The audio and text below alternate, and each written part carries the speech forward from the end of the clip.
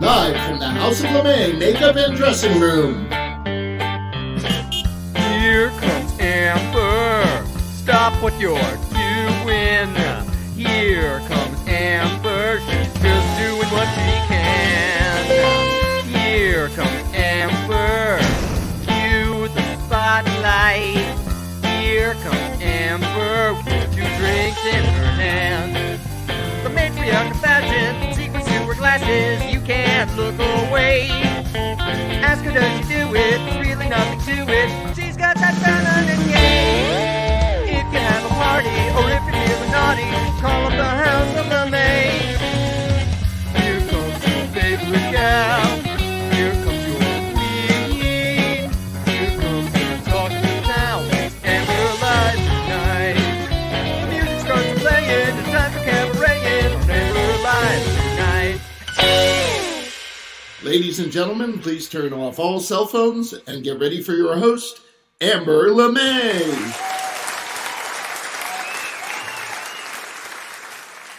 What Republican candidate can't remember how many children he has? Herschel Walker has only recently confirmed that he has 3 children in addition to Christian. It also recently came out that he paid for his girlfriend to have an abortion. When he denied the allegation, the woman provided the receipt for the procedure and the check Herschel wrote, "Busted." It sounds like Herschel Walker needs a come to Jesus moment with his own penis. Donald Trump asked the Supreme Court to intervene in the dispute over classified materials the FBI seized from Mar-a-Lago. Trump is asking that they are part of the Special Master's review. I'm all for that. The last time I got involved with a Special Master, let's just say the jury was hung. Can the deep state manipulate the weather? We understand that the deep state, they have weather manipulation technology. 2 former MAGA congressional candidates claim the deep state used technology to manipulate the weather and punish Ron DeSantis. For a party denying climate change, they sure think it's easy to change the climate. Hey, deep state, how about making it rain more subpoenas down on Mar-a-Lago? Yes, why not? Hello there. Welcome to Amber Life. But first, I want you to like, share, and subscribe, please. You know, we're getting close to 1,000 subscribers on YouTube. You can make it happen tonight. So if you're on YouTube, push that subscribe button, won't you? Well, and now here's this week's news briefs.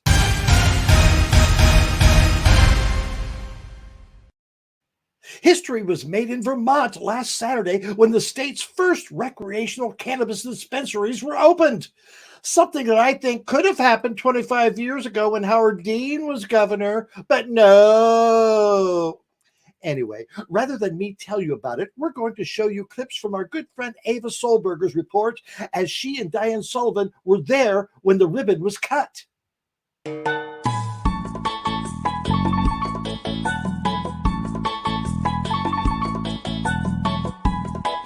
So we are here at Flora Cannabis in Middlebury. Today, October 1st, is the first day that retail cannabis sales are happening across the state of Vermont. Actually, only in 3 locations, but better than nothing. Looks like there's a line. And I'm here with Diane Sullivan, the Reverend, and she's going to interview people in line about this historic day. With a giant joint microphone. What are you going to get in the store today? Nothing, because dogs don't eat weed. Don't give your dogs weed, it's not good. If you get the munchies today, I'd invite you to come down to Vermont's own old-fashioned sweet creamery fudge shop. You were the first in line, I hear. The first one, I came at 8:55. I came all the way from Morrisville. What? That's right. Over the hill and dale. You know, support the business, be part of history. Yeah. Spent time in the fire department in Alaska, New Mexico, Texas. Wow. Boston. So you're here to burn something else. Yes, ma'am. This day has been a long time coming and would not have happened without years of hard work by so many people. This is no exaggeration. Cannabis would not be legal today without them. Their collective presence here with us sends a strong message. This is normal. The days of cannabis being sold in the shadows are over. Yay! It's all been a ruse. It's only legal for Caesar. Caesar! Caesar's buying something. Oh my God. We gotta come over and look at you. With all these other people.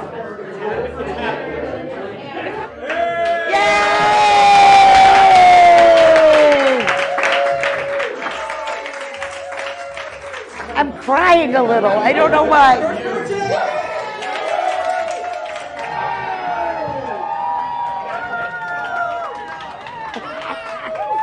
I got a little misty. Me too. Me too. I'm so excited. You feeling good? I'm feeling great. Ice cream cake? Yes! The diesel dozy. Ooh. So now I'm a little hungry. I'm going to continue with some interviews and then try to get something to eat. Here we go. Here's your microphone. I bought 2 joints. This is more cowbell. We bought some legal cannabis. I did, but we did. Yay! I got a little teary-eyed when he bought his stuff. I was just like, I'm so happy for him. I don't know what's going on. You know, after so many years of working on legalization, to have this finally happen, it's gratitude and relief and overwhelming joy. I said not to light it, and I'm trying. It's not working. October 1st, this will forever be known as Caesar Day. It's Caesar Day today. In Vermont. And we will get stuck in Vermont for you again. Bye! Thank you, Ava and Diane. Finally, it was a great day in Vermont history. Now, if you'd like to see their full story, go to Stuck in Vermont on YouTube. Thank you again, Ava. Great report. Now, our number 2 story tonight involves number 2. Last year, American rapper, singer, songwriter, and media personality Lil Nas X became the chief impact officer of the pseudo-Mexican fast food chain Taco Bell. Apparently, he takes his job and their product very seriously. At a recent concert appearance in Atlanta, the performer had to stop in the middle of his act, exit the stage, and shortly made this out-of-sight announcement. I'm backstage, and this is like not part of the show, the rapper told the confused crowd, but I'm taking a mean so please be patient. But I'm going to be like a minute or two, and I'll be right back. Don't believe me? Well, Russell, roll the clip. I'm backstage, and this is like not a part of the show, but I'm taking a mean so please forgive me. But I'm going to need like a minute or two, and I'll be right back. One Twitter user commented, "He's so real to his fans. I love him for that." While another wrote, "I always wondered what's that like having to use the toilet in the middle of a performance. LOL." Many thought it was just a publicity stunt, but Mr. X tweeted the next day, "LMAO, laughing my ass off. People really thought I was joking. I was really back there dropping demons into that toilet." Thank you for sharing. And just a few days later, during an NFL game, Seattle Seahawks wide receiver DK Metcalf was caught in a similar situation when he was carted off the field. He seems superhuman on the football field, right? But we're all human. It's just a restroom break. No worries, DK will be returning to the game shortly. Obviously, he's a wide receiver and not a tight end. But, no pun intended. Oh, who am I kidding? Of course I meant to say but. The number 1 grossest story of the week involving number 2 appeared in New York Times columnist Nancy Haberman's book, Confidence Man, The Making of Donald Trump and the Breaking of America. In the book, she describes an incident involving Rudy Giuliani that took place during the 2016 campaign. While aboard one of the former president's planes with Giuliani, Trump made it a point to loudly complain about the odor after Giuliani had used one of the plane's bathrooms so that other aides could hear. "Rudy, that's effing disgusting," Trump yelled. Oh, yeah. And that's this week's News Break Briefs.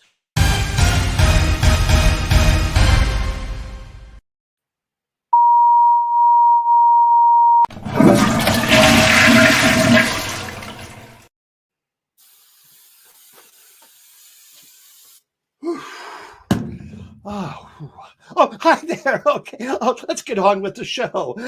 Russell, come on in. Oh, Amber. I couldn't help it. I'm sorry. A girl's got to do what a girl's got to do. Okay, so Russell, let's see. We got a lot to talk about tonight. We Oh my do. God. So let's get started. Let's see. What we have. What's the best way to watch the show tonight? Because I know we have some new viewers. Well, there are lots of great ways to watch the show, but we do recommend that if you're going to watch, you watch it on YouTube, because on YouTube you get it in full HD. And that's the best place to see Amber. Plus, a lot of your friends may be in the chat room on YouTube, so you can start up conversations. You can make new friends. The Amber's crew is over there. They're chatting. They're our Wednesday night friends, so they'll be happy to talk with you. And so YouTube is just a great place to watch. But I do want to remind people you can watch other places like Twitch or Facebook.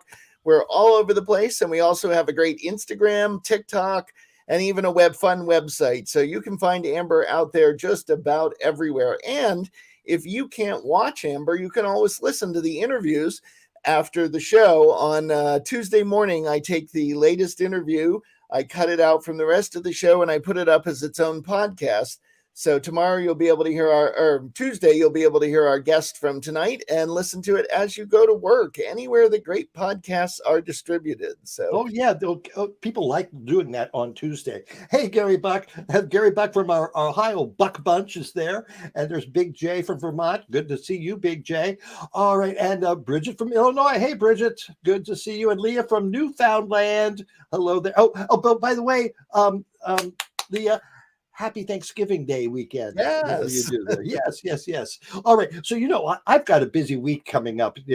Wednesday, we have our chat, which you can see in the group there, that a lot of people are involved with our Wednesday chat that we do from like 8:15 to 9:15. But then on Thursday, I'm volunteering at the Empty Bowl Dinner. And that's where people come, they pay a price, and they choose a handmade ceramic bowl that we fill with soup, and they get to keep the bowl when they leave. It's a great event, and it benefits the Spectrum Youth Services, which is a great organization here in Burlington that handles a lot of troubled teens who are kicked out of their house, who don't know where to go. They give them shelter, they give them education and services. It's a great service. I'm very proud to be volunteering for the Spectrum Youth Services on Thursday night. And then on Saturday, finally, the House of LeMay is going to be performing live again. It's been 2 years, over 2 years since we've done a show, and we're doing our quasi-annual leaf peeping cider sipping review, which last year we did virtually on YouTube. I think we did 2 years ago as well. But it's a great show. We've got the Beaver Pond Orchestra joining us, which is Bones and Craig and Michael. And then we've got Cousin Crystal, Lucy Bell, we've got a couple of special guests, and it's going to be a fun show. And that's this Saturday night for the Leaf Peeping Cider Sipping Review. And so, and then Sunday we got the show again. So it's a very, very busy week. So sounds like it. They'll keep you going. Yeah. So Russell, do we have a picture tonight for people to make a caption? We do. We have a caption this picture. And since it's October, although it's Thanksgiving in Canada, but Halloween is coming up on us. So we thought we'd start in on a little Halloween fun early. This is our caption, this photo. If you've got a funny caption for that, please put it in the comments, send it into Jack. And at the end of the show, we'll take a look at all the captions you came up with and have some good laughs. So, and our good friend Duane Scott Cerny gave us that photo to use. So thank you, Duane. All right, Russell, tell me what's going to happen in tonight's show. Let me know. Tonight's show? Well, first we have to talk about how we keep tonight's show going, which is our bustiers. So I want to thank everyone in our bustiers who help us out, who donate to the show. We've got a whole bunch of super bustiers and regular bustiers, and those are the people that donate. And it's really important that you donate to help us keep paying the bills. You can use the Venmo at RJD Pro, or you can go to our website, amberlive.tv, and look for the Support Amber Live button if you'd like to use your credit card. Any amount is welcome.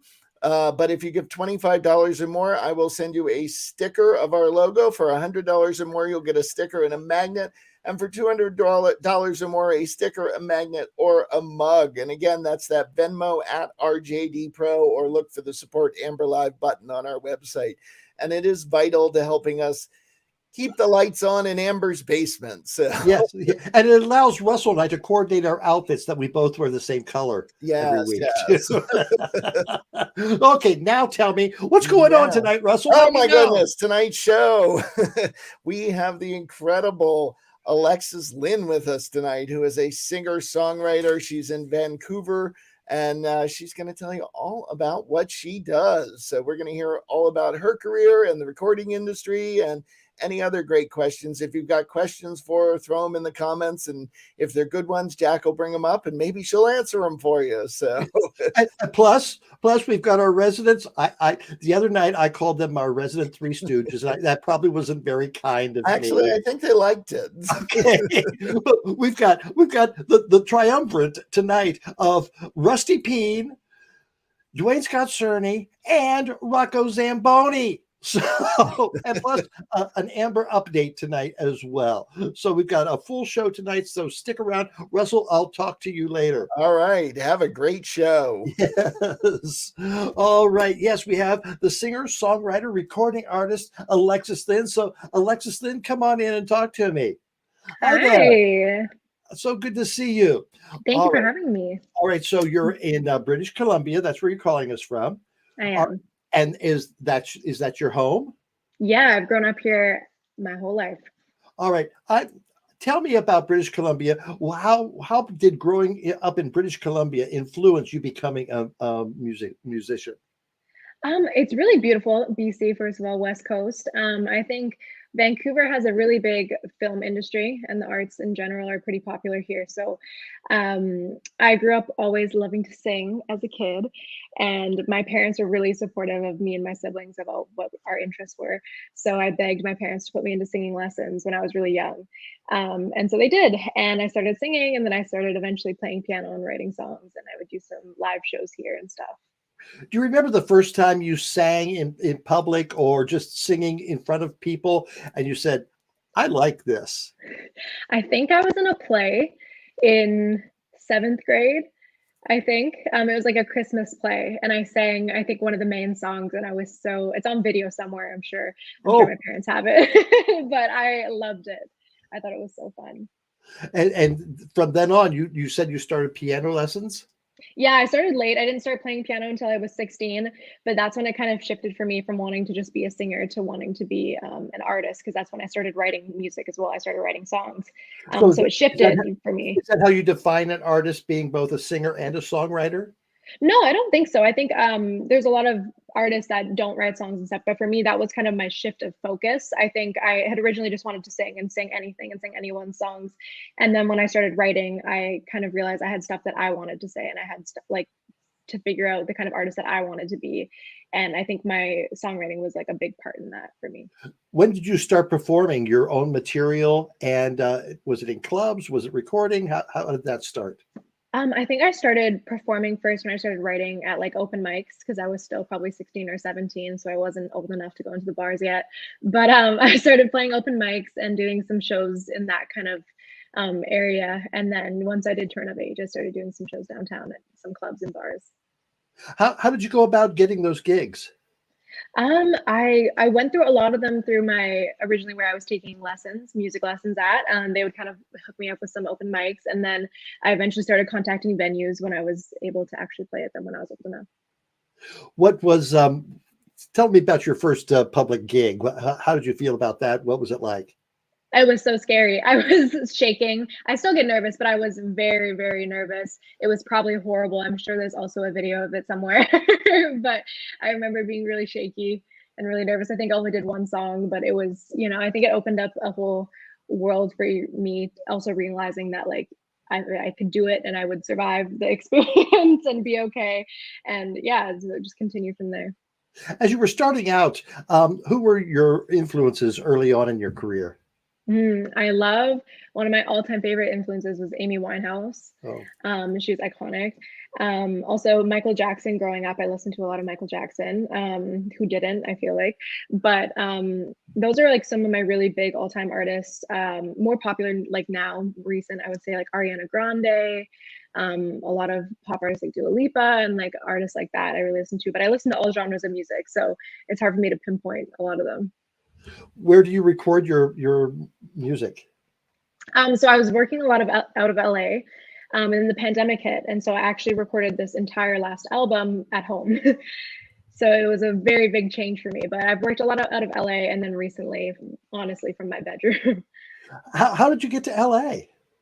I started going out there. I met my current manager through another producer that I knew back in 2019. And so I had made a trip out there to see her and work with her. And then it kind of became a regular thing for me. And I started working out of there, and a lot of collaborators that I work with and know now are based in LA. So I do a lot of my work out of there. And then I just recently went back this year, but I hadn't been back prior to that since before the pandemic. So it was really nice to get back out there. So what did you do during the pandemic? You said you recorded an album, but what was that like? It was very interesting. So it was really interesting. So I would basically Zoom with my producer, and we would record kind of over Zoom. There's a certain plugin that we use in our digital audio workspaces that would allow me to literally record from my mic into his computer. So it was definitely a different experience. It probably took us twice as long as it would have in person, because obviously there are technical difficulties. It's just different working through a screen than in person. But it was really cool. I think it was very much like a sign of the times. That was cool for that moment in time where we were all at, and also where I was at when I was writing the album. So I think it was I wouldn't have changed it, I don't think, if I could go back. So we're going to play a song, a bit of a song called Fall Apart. Tell me about that song. Yeah, so that was one of the singles off the album. I wrote Fall Apart while I was writing the album, and it was kind of about, taking on so much of everyone else's stuff and not really checking in with yourself, and kind of getting to a tipping point of your glass is too full emotionally, and just having that moment of, you can't hold it together forever. So that was kind of the story behind when I wrote it. All right, we're going to listen to that clip, and then we'll have you back later on in the show to talk more about your career. So let's watch that, Russell.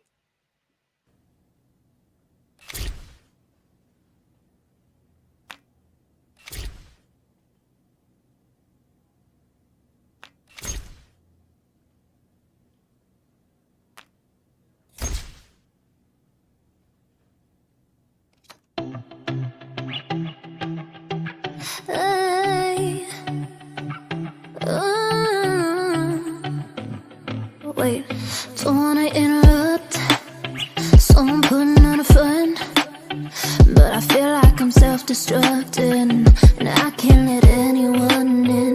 Not the type to overshare, I know I'm too self-aware, and I'm way too good at bluffing.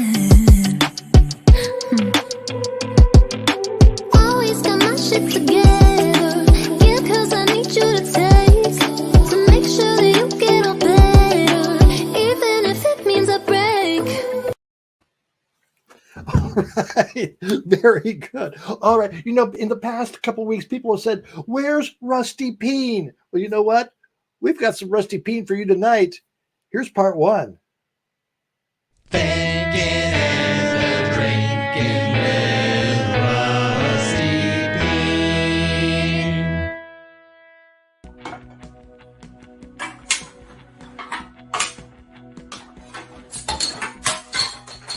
Dude, I'm Rusty Peen from the Beaver Pond Guns and Tackle Society, where our mission is to arm more drag queens, because a loaded drag queen is a safe drag queen.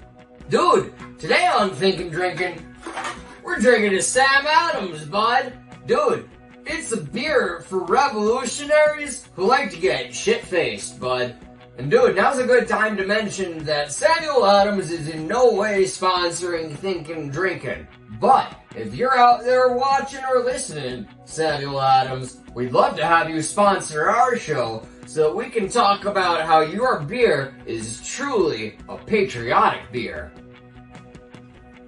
Dude, do you know what a natural disaster is? Well, dude, a natural disaster is what some people think of this show. And if you don't think that's funny, well, neither do they, apparently. Anyway, bud, there's all sorts of natural disasters. Nature's a bitch. Don't fuck with nature. There's all sorts of hurricanes and tornadoes and acid rain, and I ain't talking about LSD coming down from the sky. Dude, there's typhoons, tsunamis, there's cousin fucking Crag. Dude, sooner or later you gotta ask yourself, well, what the fuck am I gonna do when disaster strikes? Okay, bud, tonight on Thinkin' Drinkin', we got a special episode for you. Rusty's survival tips for apocalypse. A PSA. A peen essay. Dude, okay, bud. Doesn't matter if it's a hurricane or an earthquake or a nuclear meltdown. Best place to shelter in place is in a fucking bathtub, bud. Well, shit, dude, we got that one covered. Check that one off the list. Okay, bud. Number 2. You're gonna want to make sure that you have plenty of liquids in case emergency strikes. Well, shit, dude, we're 2 for 2 right now, bud. Sweet. Rusty Peen is ahead of the game. Okay, bud. Number 3. Sooner or later, you're gonna have to learn how to make a fire, bud. Here's what you gotta do right now. Go to Costco. Get a barrel full of lighters. You're gonna want to get a Bic lighter. They're the best. Bic. They're the ones that look like this. They come in a small size and a bigger size. Get a fucking barrel, dude. Dude, you don't want to have to make a fire from scratch like Tom Hanks in that movie when it's the apocalypse and he learns how to make a fire by talking to a beach ball. Dude, save yourself some time. Go get a Bic lighter. And dude, now's a good time to mention that we're still looking for a corporate sponsor. Bic. Just saying, bud. Anyway, dude, sooner or later, you're gonna have to eat something, so make sure that you got plenty of edibles. So if you're going to the local dispensary, pick me up some edibles. I can't send my kids to do it because those little fucking peen pods are under 21. Anyway, bud, that reminds me. Sooner or later, you're gonna have to feed those fucking peen pods. So that's why I've got my very own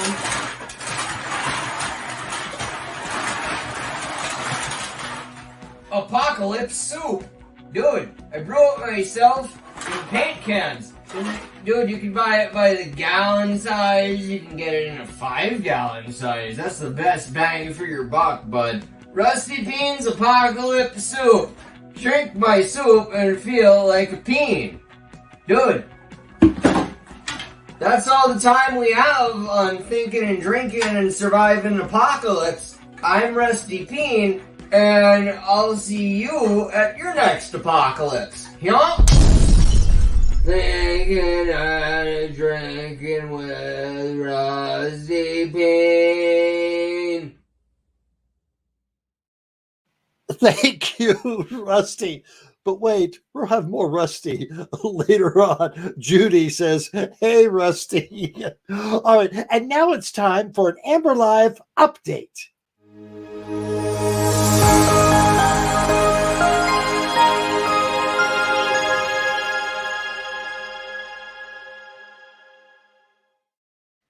Last week on our very special Amber Live, we looked at how drag queens and drag-related events were being targeted by the extreme right.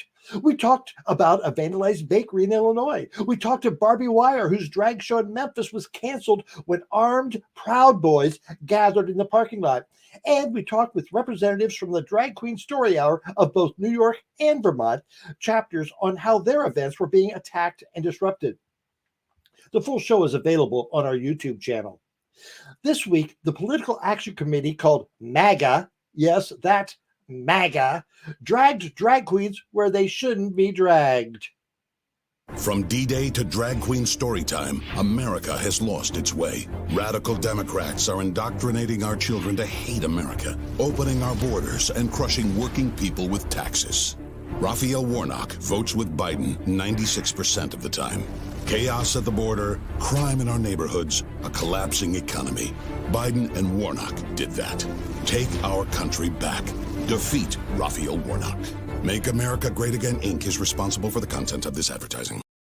Now, notice the ad didn't encourage Georgians to vote for the other candidate who's an admitted spousal abuser, absent father, and serial liar.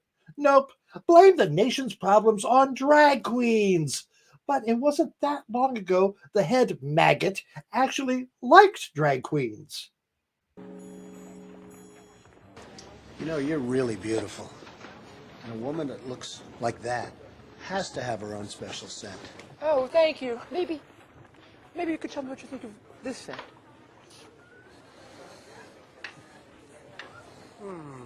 I like that. This may be the best of all.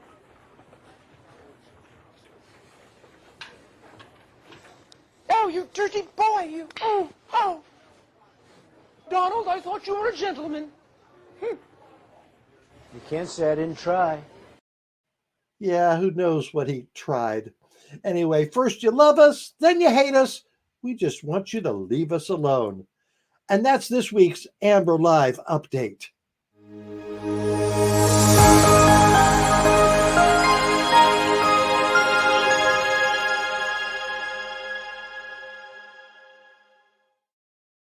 And now let's bring back in our guest for tonight, Alexis Lynn. Alexis, come back in.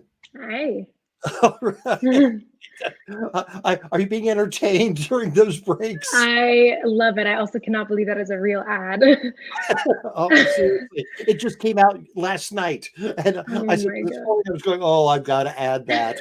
I've got to add that. All right, Alexis, the last clip that we showed of the Fall Apart video, Duane Scott Cerny wrote it. He loved it because it had a photo booth. And there's some really cool technical aspects of your videos. Do you, when you write a song, are you creating the video in your head, or does your producer say, hey, this is what we're going to do with your song? Yeah, so for all of my recent 3 videos, I actually wrote the treatments for them. I had kind of had this vision of when I was finishing the album that I wanted the videos to be quite cohesive, and I had these concepts for each of the singles. So I brought the concepts forward to the director I worked with, and then we ended up kind of tweaking the treatment together. But I love the visual aspect of the music industry as well, so I always want to have a hand in all the little parts. No, it's very good. And some of the other 2 we're going to show tonight, I've got comments and questions about as well. And it's really fascinating. So how long does it take to make a video for a song such as the one we saw? Well, so I probably talked with the team that I worked with for probably like a month prior. And then once we had everything set up, we actually shot 4 videos in 3 days. So it was very fast. It was very long days, but the team was amazing and we got it all finished. But yeah, it was, and then it probably took them a couple of weeks of editing to get everything back together. So it's a process, but when it's organized well, it's a little bit quicker, but it was, yeah. So we got it all done in 3 days, the technical shooting part of it. And this was done in a studio in LA? In Vancouver. Oh, Vancouver. Okay. Yeah. You're Hollywood of the North. Yeah. So have you performed, you said it's Hollywood of the North. Have you performed or have you appeared on any of the episodes or anything that's been filmed up there? No, none of the film stuff. I would love to though. There's always something being filmed. Like you drive anywhere around in kind of BC, like in the suburb that I'm in, but also in Vancouver, and there's always something being filmed. So maybe I'm in the background of something that I just don't know. What would you like to be in? What did they recently film here? They filmed Deadpool here a few years ago. So maybe I'm in that somewhere. They also filmed Riverdale, I think, really close. Really? Riverdale there. Yeah. That's interesting. Yeah. Yeah. They make it look like New York or wherever it is. Yeah.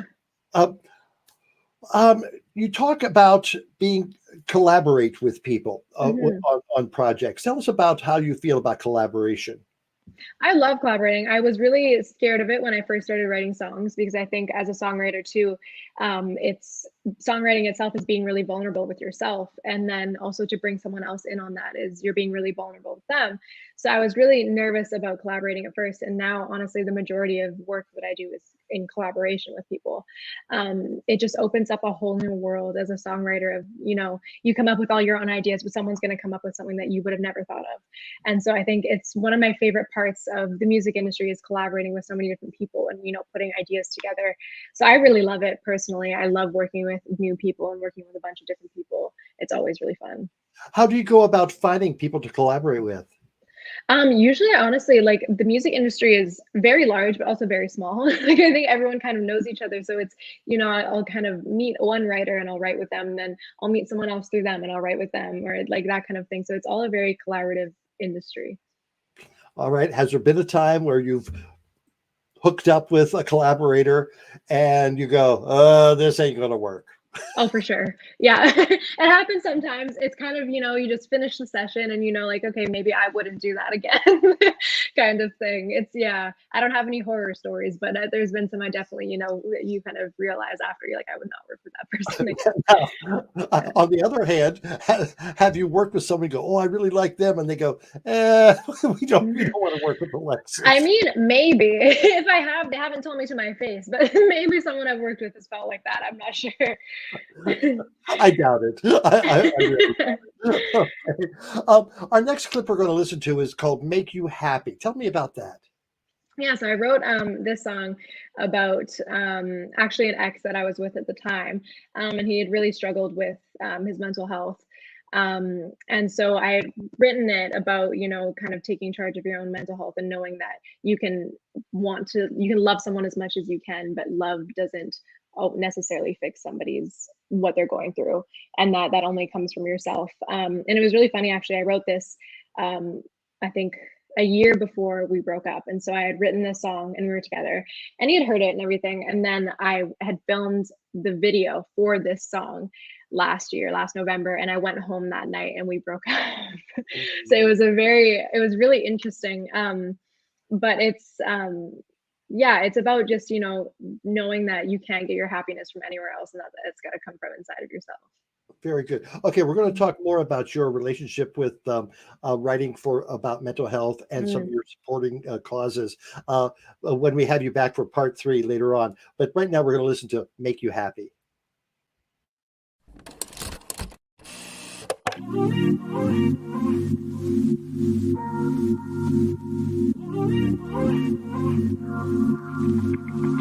No, I can't be the only one you talk to. I'm not qualified to deal with all your issues. It's not healthy for me to try to fix you, even though I wanna make it alright. I see your blank stare, like static on the TV. Are you in there, or are you overthinking? I've been worried that you've been sinking into your mind. Gotta take a deep breath, baby, you're fine. Tell that little voice that you got a choice. Only you can make you happy. Only you can make you happy. Could give you all my love, that will be enough. Only you can make you happy. Only you can make you happy. I was dancing. All right. I love the yellow in that. The yellow scheme. We'll talk about that when we bring Alexis back. Russell, come on in. Oh, and I can attest that Amber was dancing because I can see her. Nice beat. Nice beat. Tell us what's coming up for the rest of the show. Oh my goodness, we have so much more to come. Of course, there's part 3 of your interview with Alexis, which has been fascinating so far. We have Duane Scott Cerny coming up. We've got Rocco Zamboni. We've got the Caption This, Boog and Shug. There's a little more Rusty Peen going to show up along the way. There's a little bit of everything still. It's a packed show. Oh, and let's show the caption picture one more time. Yes. Again, this is a little bit of Halloween starting up here in October. If you've got a funny caption for that photo, please send it into Jack in the comments. Label it as a caption so he knows what it is. And at the end of the show, we'll take a moment and talk about all those and get some good laughs, hopefully.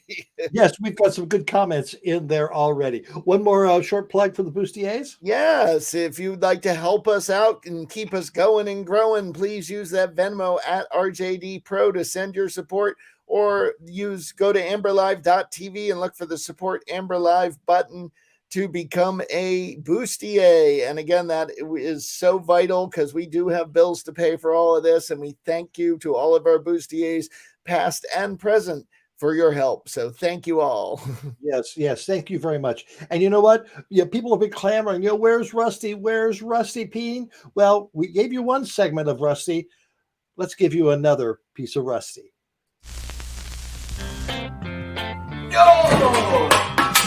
Are you ready to rock, dude? Get ready for the music experience of the century with Pure Peen. Now that's what I call peen. Back on my lawn, so I drop kick that fucker in the fucking throat. Rusty Peen sings the timeless hits in one awesome collection. Wash that fucker out. With these timeless classics, you'll be singing them at your next trailer park bonfire. And the horse said, dude, the odds are 50-1. I'm a long shot, but you should fucking take it, bud. The lotion in the basket, put the lotion. Dude, these classics are timeless. Visit amberlive.tv to download your copy.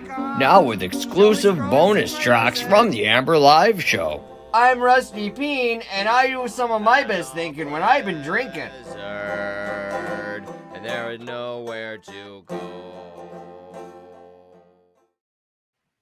That's what I call peen.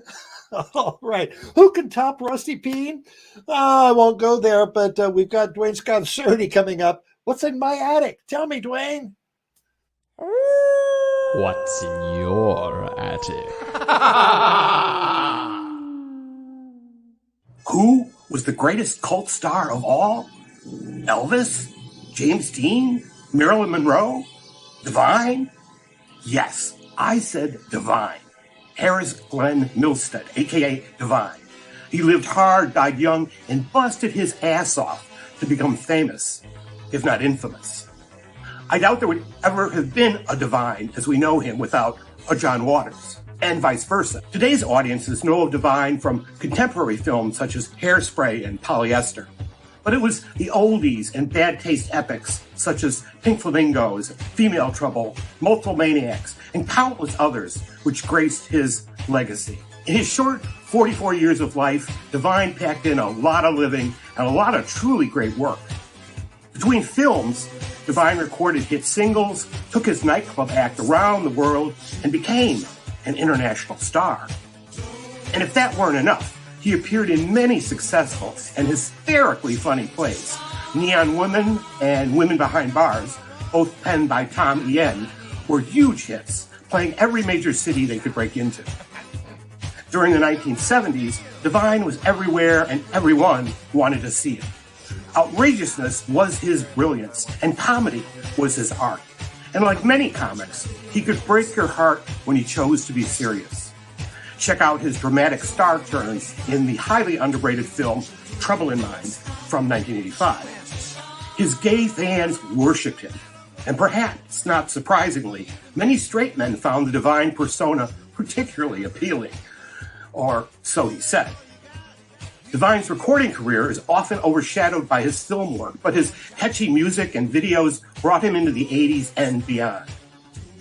Today, Divine is more collectible than ever. His various shocking images appearing on everything from t-shirts, greeting cards, paper dolls, and poster art don't get me started. An incredible journey for an effeminate boy from 1940s Baltimore. As big as Elvis? All weight jokes aside, yes, Elvis never toured and smashed theatrical comedies, and I'd wager Divine's films are infinitely better. Divine made bad look good. And as for Elvis's acting, well, it's a good thing he was handsome. James Dean, a remarkable actor who became a legend before his last film was even released. I'm also guessing he wasn't that musical. And as for Marilyn Monroe, well, that was truly drag. What a looker, a dedicated actress, a wonderful comedian, and a mediocre singer. But again, Divine covered the waterfront, as they say, a triple threat. Plus being plus size, he made you look. You couldn't look away. And then he made you laugh. And you're still laughing with him until the end of all tomorrows.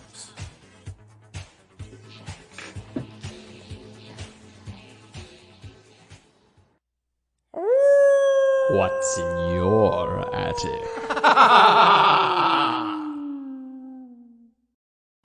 I'm glad you stood up, Duane Scott Cerny, because I was wondering, What the hell's he wearing?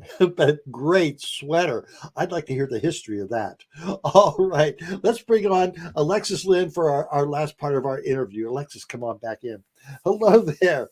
Oh, that last clip that we showed of yours, the yellow, was that your idea? Was that your color scheme? It was. I wanted everything to be like obnoxiously yellow. I wouldn't say obnoxious. It was just yellow. Yes.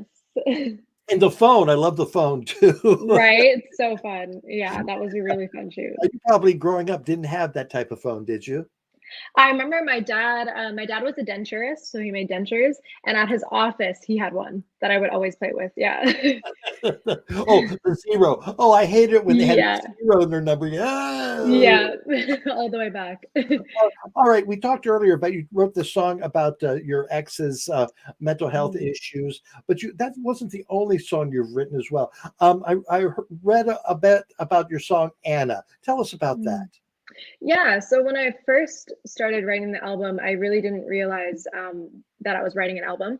I had kind of just been writing these songs, and I realized they were all very centric around mental health. And so Anna was one of the songs that I was writing before I knew I was writing an album. And so I had struggled with an eating disorder in high school. I was struggled with anorexia, and I was diagnosed when I was 16 and sent to an outpatient treatment program. I'm in recovery now, which is great, but I had wanted to, and I felt that I needed to write a song about it for a long time, and I couldn't. It took me a really long time to be able to sit down and actually write a song about that experience.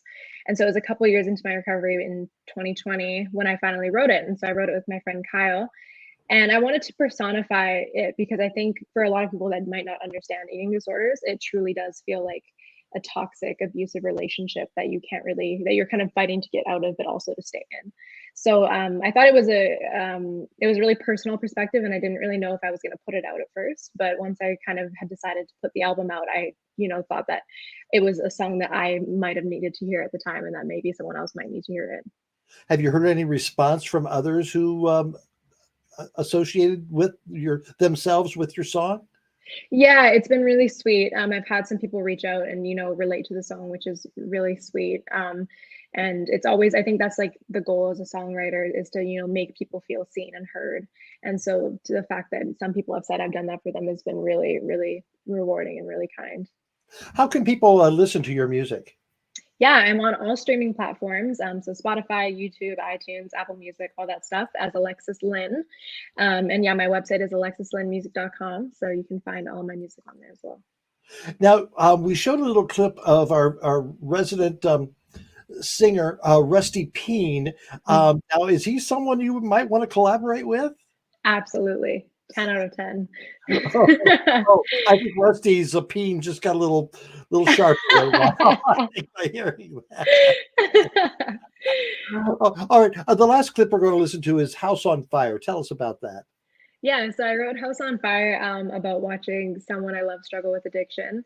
So it's another very personal song, but I kind of brought forward this concept to my co-writers of talking about how watching someone who, again, you can't go inside someone's head and help them. It's, an addiction, I think, is one of those mental illnesses that's really hard for people to understand, and you really want to help, but there's only so much you can do. And so I kind of relate it to them as it's like watching somebody in a burning house, and you really want to go in and you want to save them, but you can't.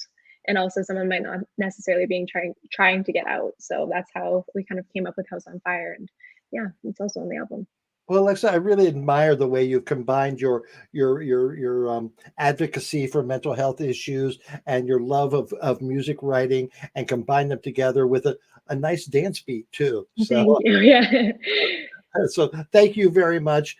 We look forward to hearing more from you, and come back and join us here on Amber Live sometime. But right now, we're going to close you out with House on Fire. Thank you.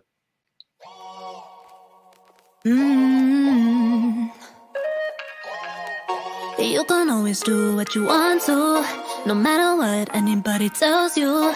Chasing temporary fixes, you won't call it quits, just living to exist. Yeah, shit, I'm the one who's there on all your bad days, but you can't bring yourself to meet me halfway. I lose sleep, but I love you too much to let you leave. Your ignorance is bliss, and I know that you're not listening, and I feel so helpless, trying to help you from the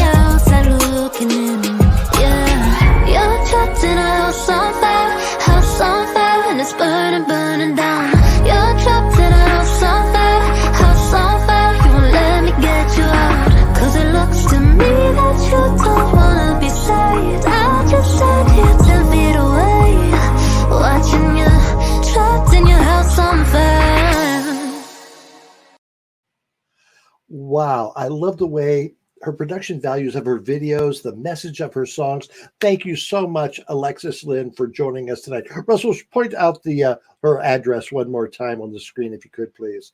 Yes, go to alexislynnmusic.com and check her out, and as well as on social media. You won't regret it. But one thing you might regret is talking to Rocco Zamboni sometime. Let's see how tonight's going to go. Hey, Rocco. Hey, Amber, how you doing? I'm doing fine, Rocco. Looking sharp there in your red blazer. What's going on tonight? Just hanging out, checking out some dating sites. Oh yeah. What dating sites are you checking out? Well, I was checking out The Right Stuff. Ooh. Because I've been hearing so much about it, and you know me, I like a challenge.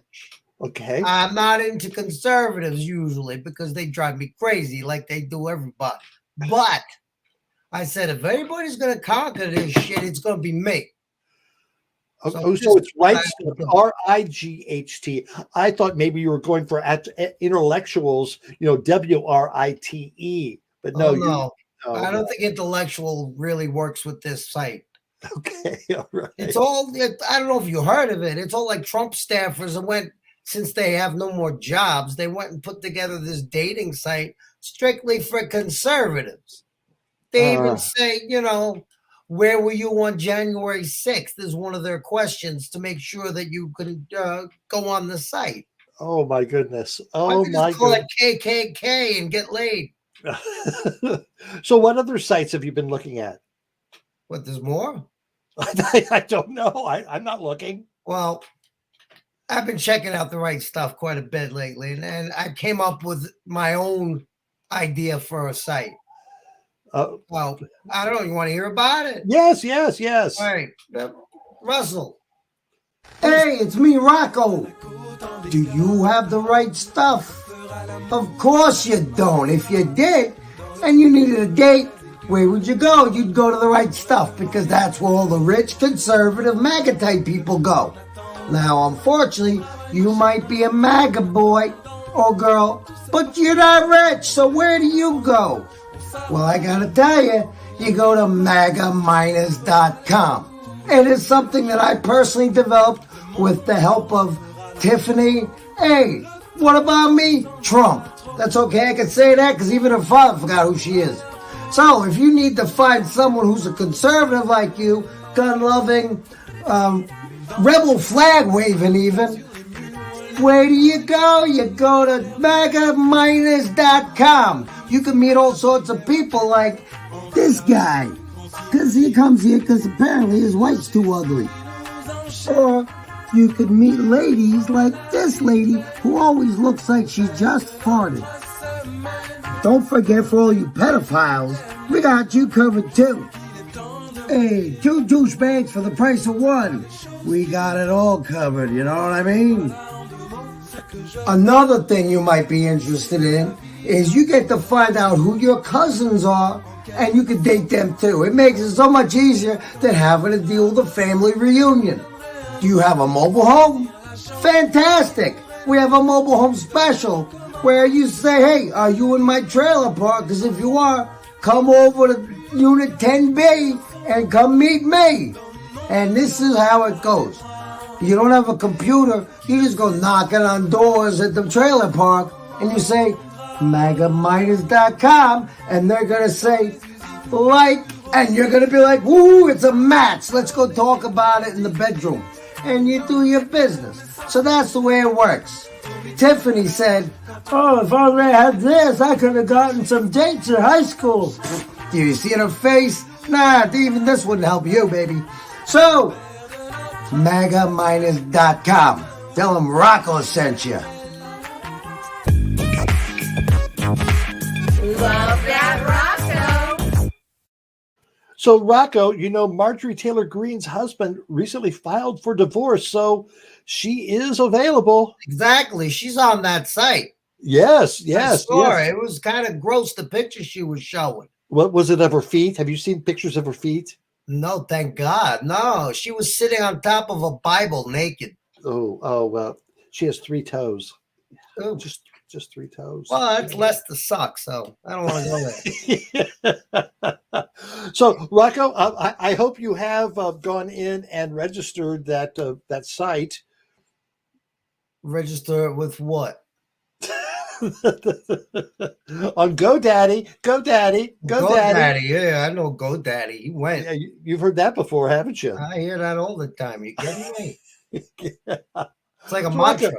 Rocco, it's Thanksgiving weekend in Canada. Do you have any words of to give to our Canadian friends? Oh yeah, of course. You kidding me? You guys eat Canadian goose on Thanksgiving in Canada, I'm assuming. Oh, that's why they all fly south, because they're like, oh shit, it's Thanksgiving. We gotta get out of here.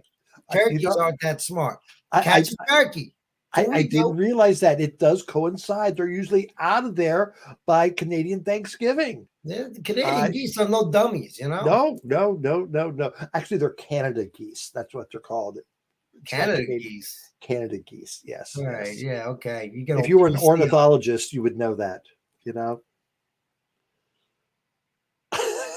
I don't know if he froze or just was dumbfounded. Whatever you say, Amber. All right. Well, Rocco, thank you so much. And I might check out that magnanimous website. Magaminus.com. Oh, Magaminus. Oh, you're going to meet the dregs of society in there. It's awesome. Hey, it can only be a step up. That's all I got to say. Yeah, that's true. Thank you, Rocco. We'll see you next week. All right. Have a good night, everybody. All right. Let's bring in Jack. Jack, come on in. Here Jack, good to see you. Looking good, Jack. I haven't seen you for a couple of weeks. I want to thank Cousin Craig for filling in for you 2 weeks ago. And then last week, we didn't need that because we were doing serious stuff. But how about let's show that picture of the caption again? Well, I know we had some good ones. Yeah. I want to know does anybody recognize the person on the right, the female? She looks like she should be familiar. I'm not sure. Anyway, show us some of those comments. All right, we've wow. Yes, we got some good ones, and someone commenting in on Rocco's dating site, but that might be a bot. We'll get to that in a moment. Kicking it off with excuse me. If people aren't watching on YouTube with the chats, we just got a very funny connection there, thanks to Rocco. Yeah, the algorithm is listening to us all. Marrying a monster, what a chill. And also, must be Monster Madness night. Yes, that's Josh Pittman. He's also a Canadian viewer. Oh, happy Canadian Thanksgiving. Yes, Josh. And yes. Big J wants to know, what kind of monster mask is this? Ooh, I don't know if it's a mask. It's a head. Yeah. And Rocco says the toilet's unclogged now. Josh Pittman again. My husband is unleashing his inner monster. Ooh, where's he unleashing it from? That's the basement, most likely. I don't know. Cousin Craig says this was the mask your mother was wearing when you were conceived. Story of how we all got here, I'm sure. And Rusty wasn't very nice to Cousin Craig tonight. Yeah, that wasn't nice. Oh, in the video? Yeah. Well, you know, what do you expect from, Cousin Craig being a graduate of that Poison Ivy College dirt mouth? Yes. Gary says this is what you look like after you get hit with an ugly stick. And then Leah says, oh, of course. Fun fact, we actually have ugly sticks in Newfoundland. They are a percussion instrument, a mop with a boot on the bottom, and lots of bottle caps on it. They have everything in Newfoundland. I tell you, if you join us on Wednesday night for Amber Chat, you will hear Leah go on. She gives us all types of information about the nuances of Newfies. It's very entertaining. Thank you very much. Do we have any more comments? That was it. Then that was good. Thank you so much for making those comments. And that's what I do. Yes, thank you, Jack, for watching those. Russell, come on in. Oh, bye, Russell. We lost Russell. What? Yeah, we totally lost Russell. I didn't do it. My hands were No. up here.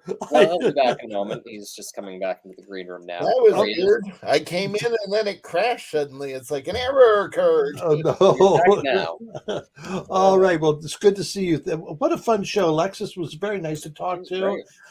Gosh, we had a lot of good things about tonight's show. Looking forward to the Alexis and Rusty Peen collaboration. Oh, yeah. Rusty's Reach out good. to her. Rusty should reach out to her. I think so. I bet you Rusty'd like to. Maybe you could meet on Rocco's dating site.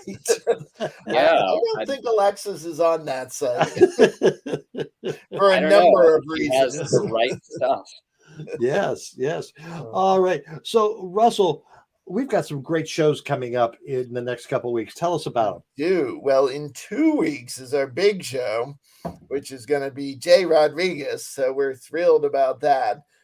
Jay is going to be here to talk to you all about his career and Queer Eye for the Straight Guy and the new movie Bros. And I'm sure you're going to have a ton of things to ask. He's also in the Uncoupled, which is now showing on Netflix.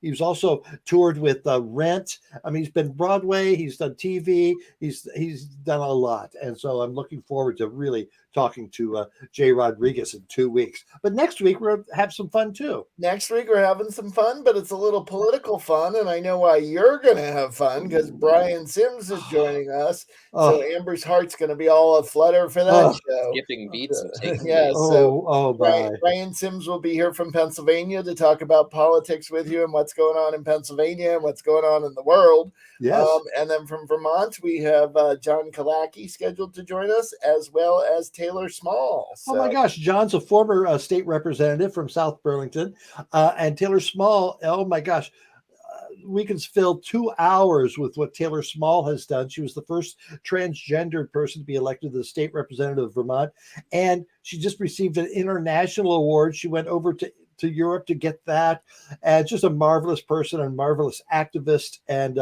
that's going to be an interesting show next week. Yes, it is. It's going to be a lot of fun. And then, of course, in 3 weeks, it will be Halloween. Halloween. Oh my gosh.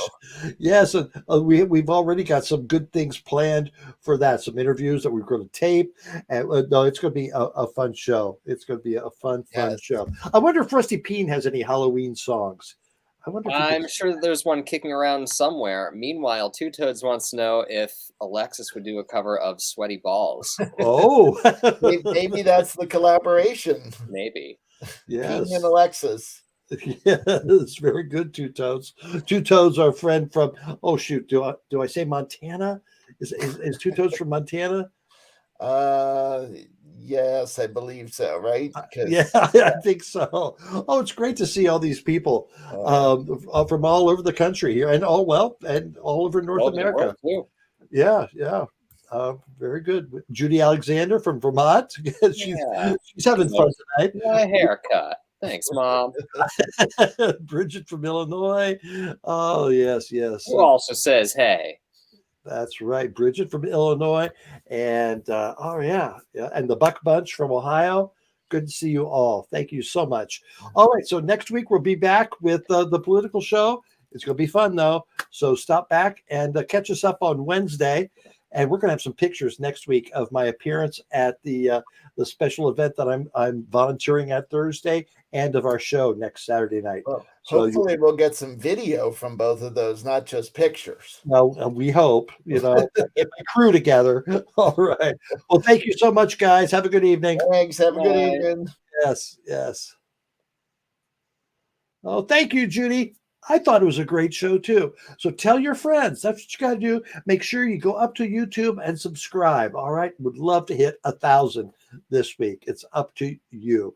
All right. So have a great week. Great foliage here in Vermont. I hope it's pretty where you are. Have a good week. Come on, Book and Shug. Bring it on. Remember way back when they had Bruce Valanche as a guest? Are you going to mention that every week? But he wrote the Star Wars Holiday Special. That's not a plus. And he also wrote Gay Dracula. What's that about? I don't know, but my dad loves it.